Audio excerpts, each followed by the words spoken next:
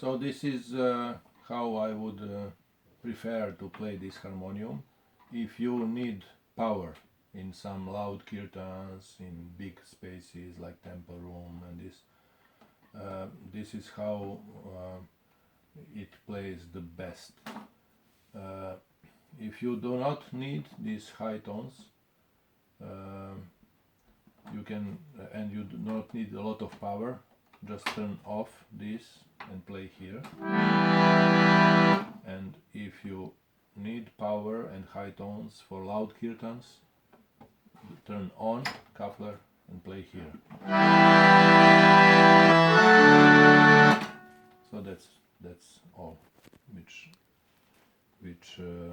is useful. There are more details, but if I tell everything, it will be maybe too much for once.